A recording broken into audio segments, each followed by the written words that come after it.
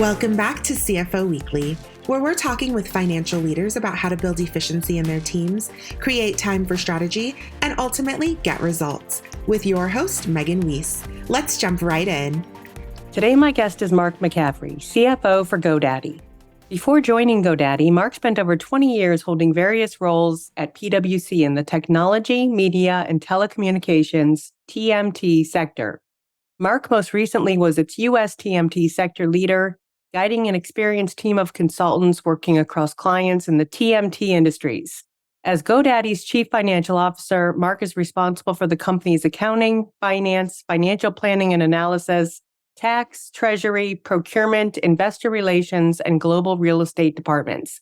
Mark also served as the global software industry leader for the firm, including the global engagement partner on several of PwC's largest multinational software and services clients.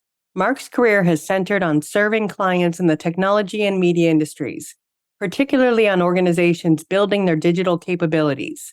As industries converge, digital innovation has been a hallmark of his work and his clients' success.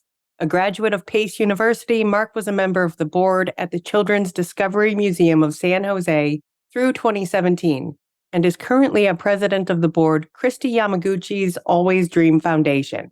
GoDaddy helps millions of entrepreneurs globally start, grow, and scale their businesses. People come to GoDaddy to name their idea, build a professional website, attract customers, sell their products and services, and accept payments online and in person.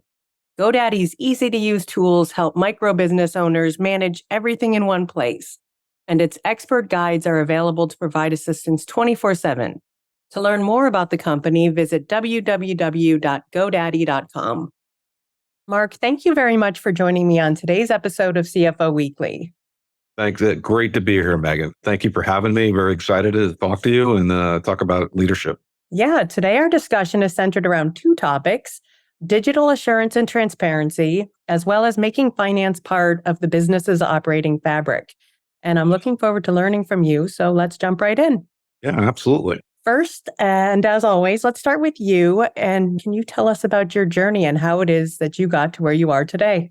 Oh, thanks, Megan. And I could probably spend the whole time talking about my journey, but I'll keep it to the high points here, right? I live in the Bay Area now in Silicon Valley, and I've been here for about 25 plus years. Let's just go with that. But I was actually born in the South Bronx and grew up in New Jersey, started my career there, went to school there, eventually joined a firm many people may have heard of, PricewaterhouseCoopers, transferred out with them to Silicon Valley in 1995, right? And while that was an important mark in my career, it was right before the tech boom and right before, I would say the internet bubble and what would become the technology industry within Silicon Valley. Semiconductors was there, but things like software and the internet were just being thought about when I got there, and would really propel me to learn so much about technology, so much about finance, work with some unbelievably great teams via IPOs, via just innovation. And with PricewaterhouseCoopers became the technology, entertainment, media, and telecommunications leader. Then I got this great opportunity at GoDaddy, and I met a CEO named Aman Bhutani. I knew at that moment that I was going to work with him and take the GoDaddy journey to its next level. And that's where we are today. Now, a couple of things. I am a Bay Area sports fan. I did leave a lot of my New York sports teams behind, but I do still root for the New York Yankees. Don't anybody hold that against me. And I would say the only other, I live the modern day Brady bunch right now. My wife was a single mom raising two boys, and I was a single dad raising two girls. We combined that team, probably the best merger I ever had in my life. So hopefully that gives it to you in a nutshell, but I am so excited to be here and talk about these topics, and let's get it going. All right. Sounds good. And thank you for sharing that. So can you start by giving us a brief overview of your roles and responsibilities at GoDaddy? Yeah, absolutely. Well, at the top level, Chief Financial Officer, and I work with the CEO, like I mentioned, but I am responsible for what we call finance, treasury, investor relations, facilities, finance operations. We also have a data analytics and transformation team that reports up to me. And I would say the most important thing and the most fun I have is I work with a great leadership team within GoDaddy that we pride ourselves on solving complex problems. We pride ourselves on what we do for our customers. And our customers are all about entrepreneurs. Our customers are all about that micro business and just helping them do better and giving them tools. And I love being a part of that. I love being involved in that every single day. So how long have you been with GoDaddy? So 2 years, almost to the mark. I think I just crossed my 2-year anniversary. I think I joined in the beginning of June a couple of years ago. Interesting time to make a switch. I think when I joined, we were thinking we were coming out of a pandemic at that point, but then weren't really coming out of a pandemic. It was kind of going back and forth for a while. So definitely an interesting time to switch leadership teams and embrace a new model. And I learned so much. I always kid around and I say, hey, the next pandemic, I'm going to know exactly what to do, right?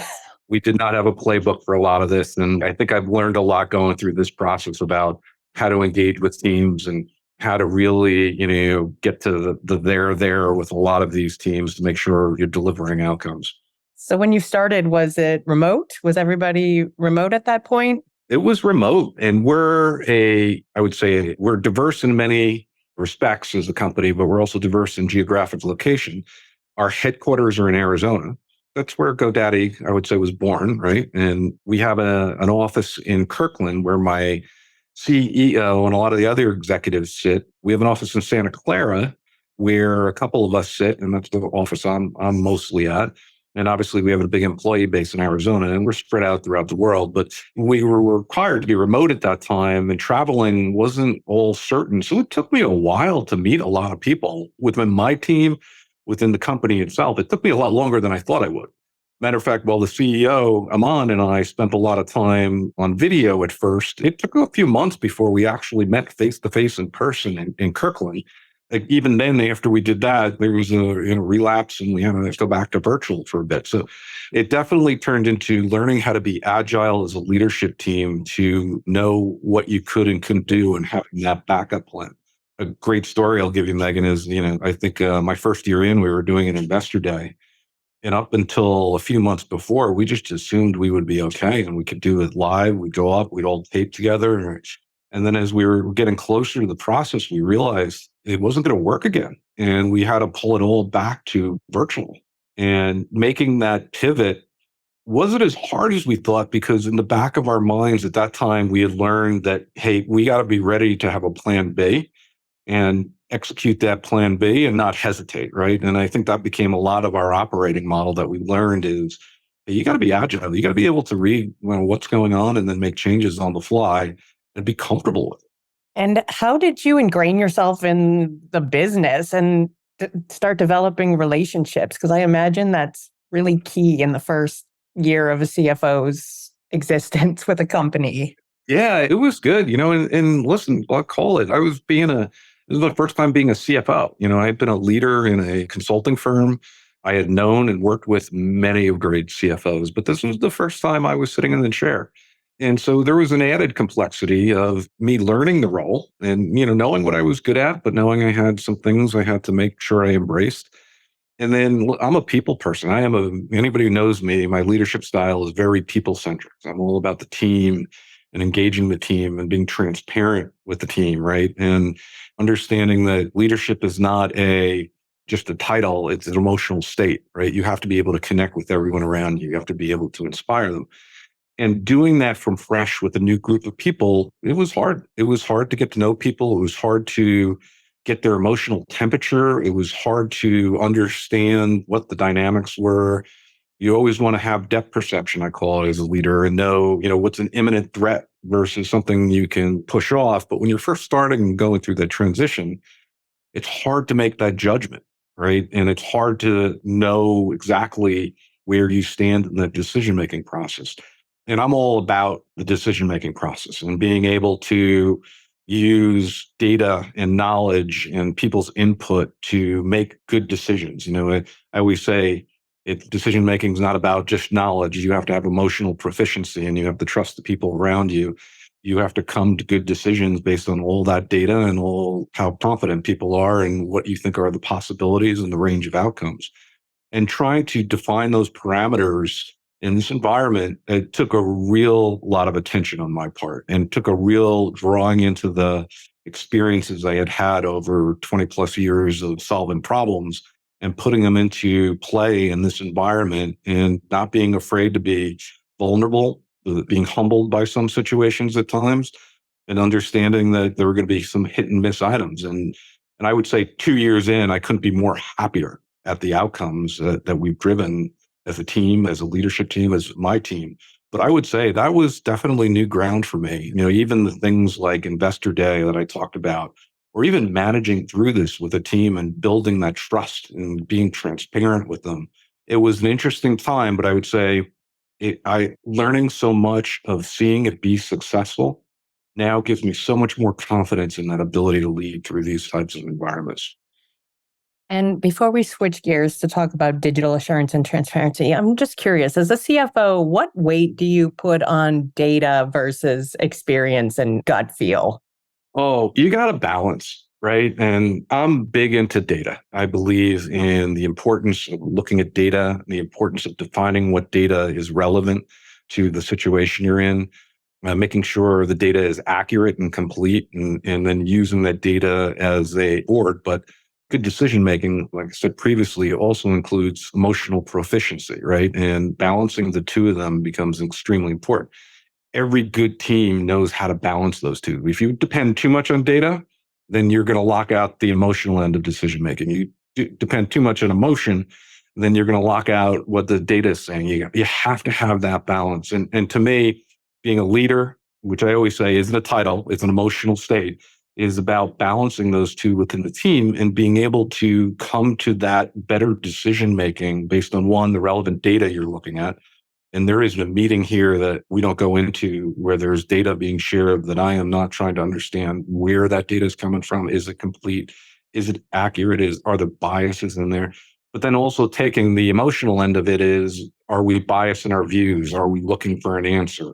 Or is one person trying to push their answer over another answer because it was their answer? And that's the emotional end of the balance. You need to make sure that you are considering all aspects of it. And when that works, when you hit that with a team, you're really hitting the stride. It doesn't mean you're perfect, which I always say is where you need the feedback loop. But when you get into that good decision-making process and you're addressing those complex problems and you have that feedback loop and it's balanced in the way you look at it, then you have that ability to really get and iterate and get to the right answers better, and teams operate a lot better. And that's some of what we learned here at GoDaddy and what we've been applying and how we've moved forward in this environment, which has been tremendous. And I would leave it at, it is one of the things, that in this, I would say, hybrid remote environment versus do we bring people back? Do we stay remote? Do we have a hybrid that comes into play? One of the things I worry about is remote is here to stay. There'll be some balance around it, but are we going back to more of I would say, a tactical type of leadership style because we are in this environment versus what I would say a teaming environment, which is more balanced and get better decision making? This new environment calls us to have a shift backward away from that teaming environment, more to that tactical environment. That's something I'm just spending a lot of time trying to make sure we understand the dynamics of how much should we come back to the office? Should we come back to the office? What works remote? What doesn't work remote? And how do we balance between all of that? So switching gears, let's talk about digital assurance and transparency. First of all, what is it? What does it mean? And why is it important to a CFO? Yeah, so we're in a digital age, right? And you can't go anywhere without hearing about things like AI, machine learning, everything out there. And being able to understand how to look at data, analytics, trends, coming back to what I call is the quality of the data you're looking at to make those decisions becomes the most relevant part of the job we do today. And that relevancy in that job allows us to make, coming back to good decision making, allows us to look at what problems are we trying to solve and what data supports that. And are we looking at metrics that are appropriate versus metrics that are just designed to show, I would say, random progress in an area? One of the things we always talk about is laddering metrics, right? Making sure a metric supports an outcome.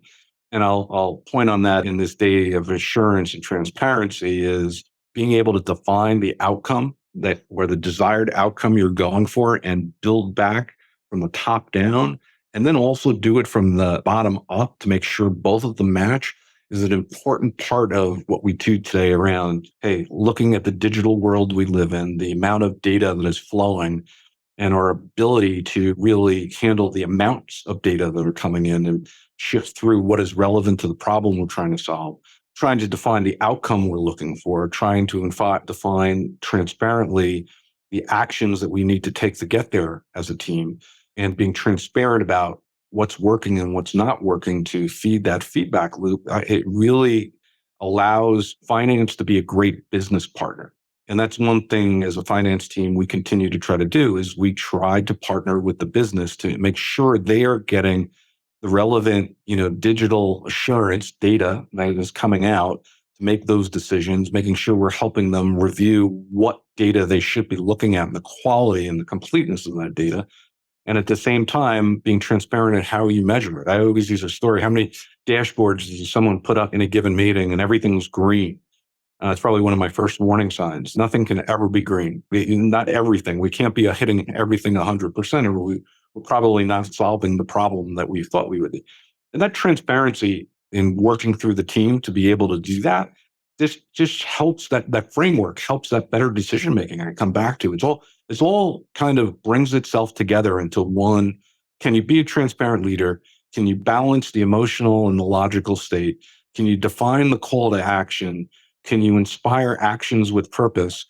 And can you create that feedback loop? And then can you transparently apply what you're seeing out there to solve the problem versus just being okay with the whatever outcome it could be? And you mentioned that continuous feedback loop, but what other ways do you monitor and evaluate the effectiveness of digital assurance and transparency? Yeah, so this comes down to understanding the metrics you're working for. And so many times I see a disconnect between what I would say is what everybody thinks the outcome we're driving for is versus what metrics are we measuring show progress towards there. And then are we really measuring those metrics in a manner that they're defined to create and engulf the entire data set? Or are we taking I would say, a subset of a biased data that is supporting a conclusion, whether it's right or wrong? I would say the thing we do extremely well at GoDaddy is we live in a world of experimentation. And experimentation means that we never do anything to just jump in blind. We figure out the problem and the outcome we're desiring for. We figure out the test set and the population that should be tested under it. We test, we look at the results critically. We evaluate it based on what the steady state is. Do we see improvements? Do we see us moving towards where we want to go, that desired outcome? And then if we don't see that metric working, we take it right back to the beginning of the feedback loop, right? Where we say, okay, what did we learn? Is the test a failure altogether? Did we use the wrong population to test it at? Did we define the algorithm wrong? Do we have to iterate a little bit here or there to make the test more effective to see the outcome? Or do we just have to call it a failure and move on? And quick to fail is a theory too, right? You don't want to spend time on a failing thesis because it's wasting your time from getting on to things that you could be successful at. So all those come in, but this is where the concept of transparency keeps coming back. You have to look at that and be able to judge it and be able to come to that conclusion. And you have to do it together because you've all defined the metrics together and you've all defined the parameters. I call them navigational buoys for the test all the time. Is here are the navigational buoys we will test and operate under. We can't go outside those parameters, and just be honest with what is good, what is bad, what is a failure, and what is something that we need to continue to iterate on. And I'm curious, how do you foster an environment of experimentation? How do you let people know that it's okay to fail and that they're not going to lose their jobs or bad things aren't going to happen? How do you make that okay? Yeah, it's a culture. And that is something on a leadership basis that you just have to continue to drive. Failure is good. Failure is how we iterate. Failure is how we get better. We use a term a lot called healthy conflict as well, which is it's okay to have disagreements and sort through those disagreements and make sure you're coming to solving the right problem. But it is definitely a cultural, again, coming back to defining that balance within the team and saying the navigational buoys is we do expect failure. If we were successful every time, then that would tell us that we are not pushing the edge of the envelope enough. We need to be able to hit the failure point to know where that success point is. And if we don't know where those both are, then we're never going to be as good as we can be. I always used to laugh. An old story was a pipeline a company was maintaining, and they were tracking leads, and they had an 80% success rate on their lead generation of converting them to transactions. And everybody thought it was great. And I remember coming in and talking and saying, well, all that tells me is everybody is not entering their leads until they're absolutely assured that they're going to become a sale. And then they're still failing 20% of the time. That's not how a pipeline works. You should have a pipeline that generates leads that you're maybe successful 20, 30% of the time.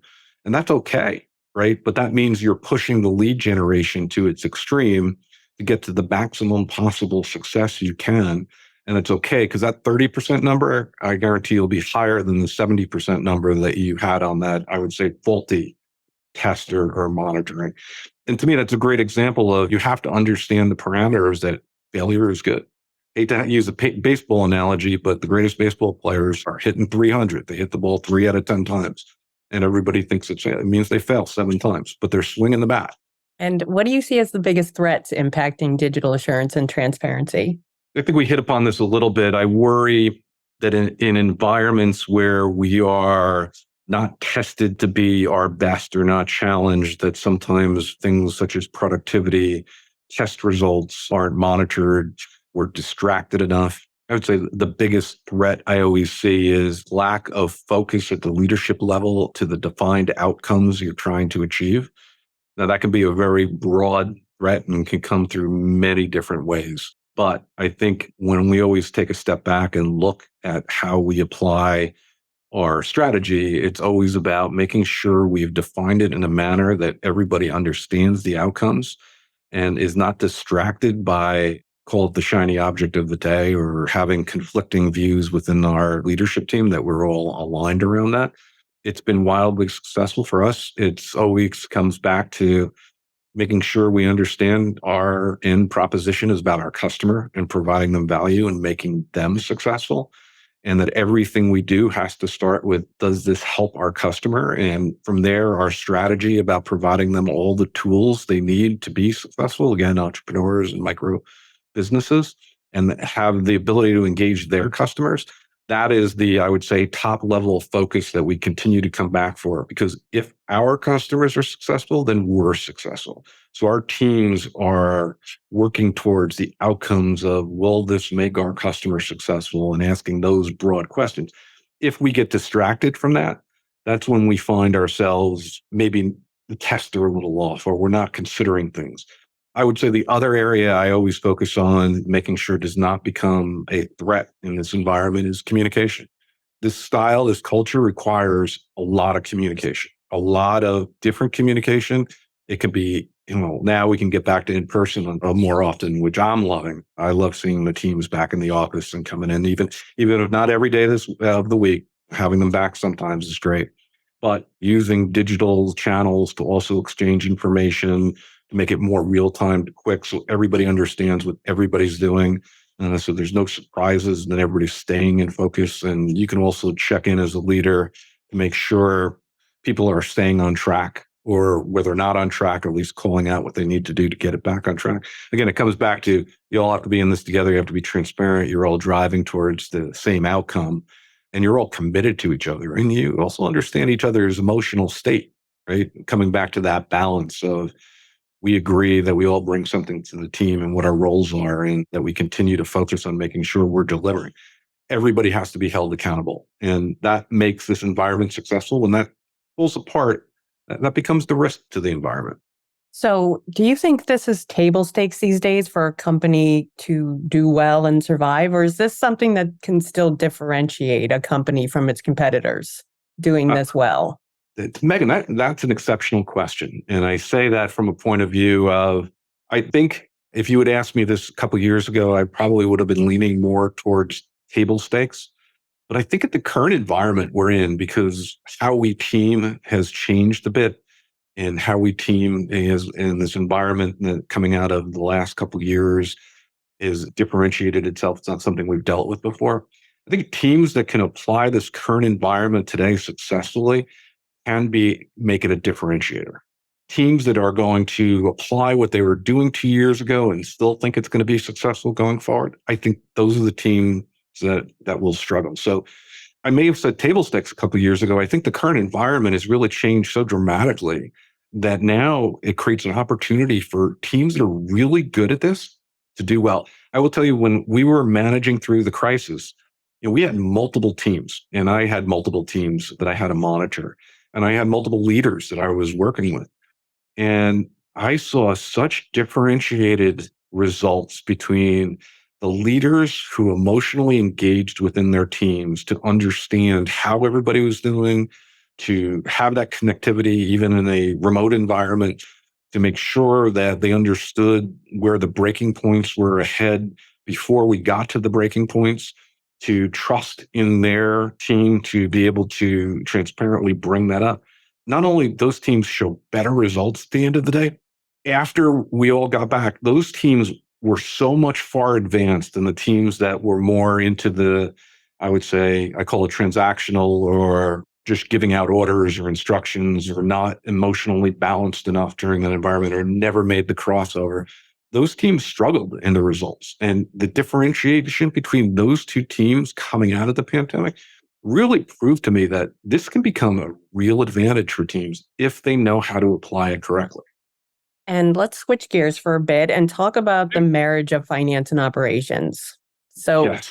this is a notion that's really gained a lot of traction in the financial world, I would say in the last decade, maybe more. But so can you explain, first of all, what this means to you and what it entails? Yeah, it's really about being over the hill, right? Helping people forecast, helping people understand what's in front of them. Again, I would say when I take a step back and look at it, to me, the marriage between the two really comes down to finance being a partner with the business. And what does that mean? Well, we have to share in those defined outcomes, and we have to understand what we're both working for. And we both have to agree on how we're going to measure our success, how we're going to experiment, what are we looking for in those experiments. And that ability to interoperate between teams. Now, operations can be a very general view. In some regards, it can be, in our case, we do a lot of marketing. We do a lot of direct. We're a B2B that acts like a B2C, I always say. We are very consumer oriented, but in general, we're a business to business operation. But we rely heavily on marketing, bringing people into our funnel. And so our partnership with the marketing team is extraordinarily important because we are looking at data. We are in a great spot. We have 21 million customers ourselves. That is extraordinary for any company.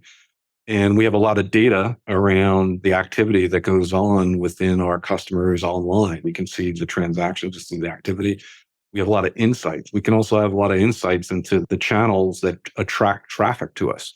So sitting down with marketing as a finance team is looking at how are we going to measure the marketing dollars we're spending and the return, and agree on what that algorithm should look like and what channels we can apply to get that algorithm working in an efficient way.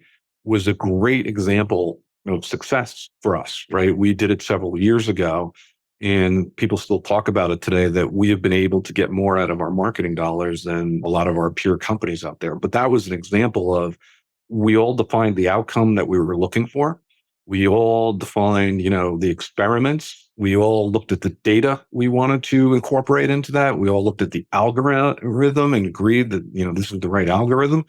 And we started to apply that into market. And then we started to iterate at the same time. And again, it was a partnership between finance and marketing, looking at how are we getting the desired outcomes, what's not working, what's working, and then looking at it almost every quarter and saying, okay, how do we do this better? What changed?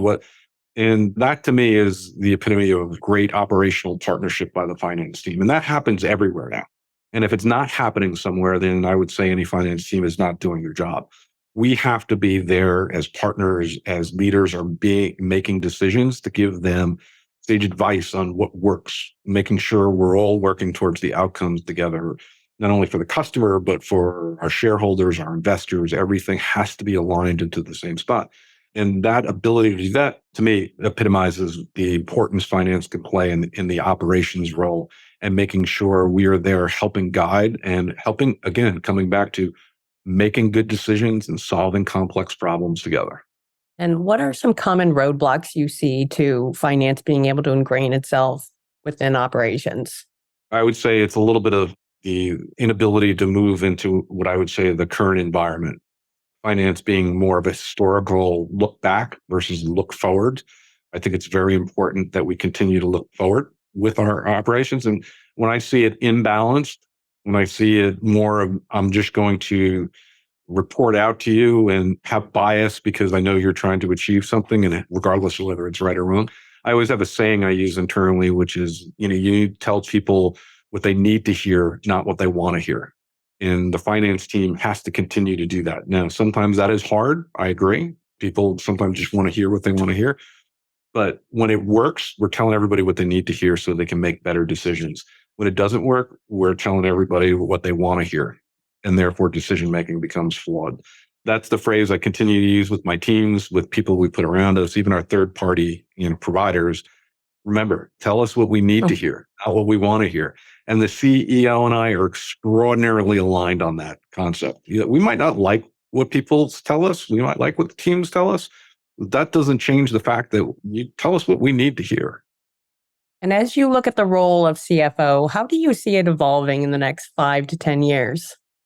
Yeah, so I think we have to acknowledge that machine learning and AI are things that are going to change the world we are in. It is not going to replace what the CFO does by any means or what the finance departments do by any means, but it's going to change the speed at which decision-making needs to be made, and our ability to handle it at that volume will shift, I think, in the coming years extraordinarily. And that's what we need to be able to be ready for.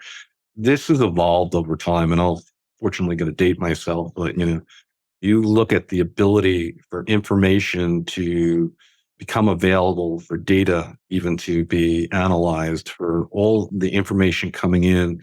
Over time, it's coming in faster, more of it, being able to triangulate that into relevant data to make great decisions, only going to get faster and faster. And there are going to be tools that are out there that are going to help make it even faster. And that's where I think the role of the CFO has to embrace the change that is coming and ability to apply it. Again, I think the CFOs of the future will be able to take things like AI and use it as a tool in order to create efficiencies in their own organization, but get to faster, better, quicker, better decision-making, better problem solving, and embrace those tools to be able to do it. There's no fighting it. It's coming. Now, it's probably at the infancy stage today. I know everybody wants to talk about it a lot right now.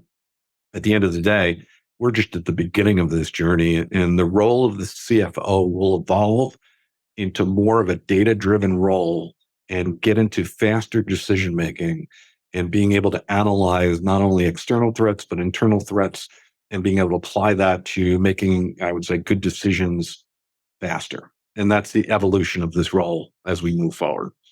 And last question, what is it that's keeping you up at night? What are there threats on the horizon that have you worried? It's a great question. And I would humbly say that, boy, there's a lot of stuff that keeps me up every night. I would say not knowing what I don't know is probably the area that I wonder about. I can see the opportunities in front of us. I can see the threats around us.